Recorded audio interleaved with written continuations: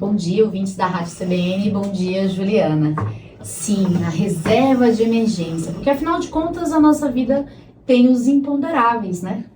E hoje tem uma semana daquela tragédia no nosso município, lá no Monte Cristo. A gente também acompanhou pela TV e rádio a situação lá no Rio Grande do Sul. Então a gente pode ter desemprego, bateu o carro, ficou doente, ter uma situação mais grave como essa e que, claro, vai ter indenização, mas não é no dia seguinte. Existe processo administrativo até que essa indenização aconteça. E aí é onde entra os imponderáveis da vida. Reserva financeira é fundamental. As pessoas, Ju, têm a percepção que eu só vou estudar sobre dinheiro quando eu ganhar dinheiro. Ou ganhei uma herança, vendi um terreno, agora eu vou aprender a cuidar do meu dinheiro. Eu costumo falar que a reserva de emergência é principalmente para quem tem a grana curta, porque tem que administrar um orçamento apertado. E para isso precisa de muita disciplina.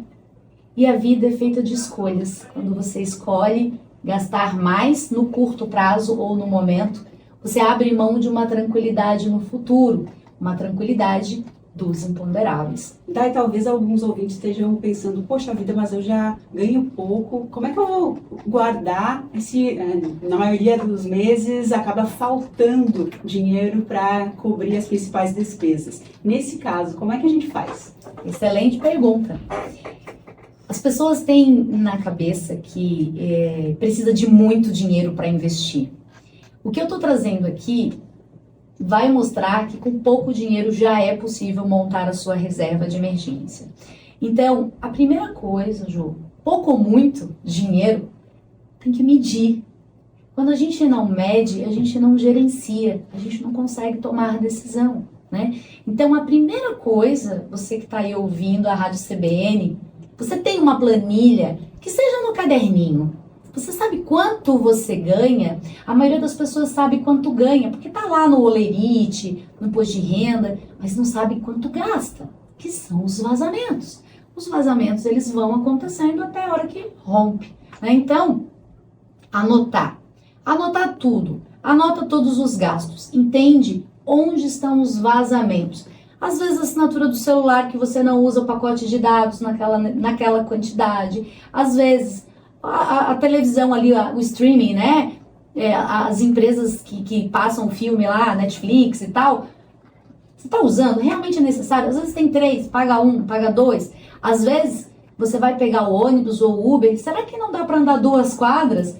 Eu estou falando do pequeno detalhe mesmo, né? Porque o diabo mora nos detalhes. Então a provocação aqui hoje, pouco ou muito, tem que ser anotadinho. Segundo ponto. Importante, lá no Endinheirando Mulheres tem uma planilha que pode ser utilizada para começar a fazer essa anotação. E eu costumo dizer, Ju, que a conta mais importante dessa planilha é essa conta que chama DAI, que chama Juliana, Maria, João, José. Por quê? Porque a gente tem tanta disciplina de pagar água, luz, o telefone, e a gente não paga a conta mais importante, que é a conta de emergência, né? Que é a minha conta quando eu tiver 70 anos. O que vai acontecer, né? Então, planilha. Lá no Endinheirando Mulheres tem uma planilha à sua disposição e na internet também estão cheia delas. Mas tem um caderninho também. Com R$35, você já pode investir no Tesouro Direto, Ju.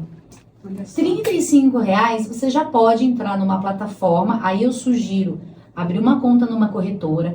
As corretoras são mais democráticas. Com pouco dinheiro, você já começa a investir. Tem outro ponto que eu falo muito também. Economize sempre que puder, porque a gente não sabe como vai ser o dia de amanhã, né? Então, busque ter um equilíbrio nas suas contas. Então, acho que a pergunta que a gente deixa aqui é: eu estou tranquila em relação à minha condição financeira se eu tiver uma emergência? Não. Então, plano de ação. Faça a sua planilha ou caderninho. 2.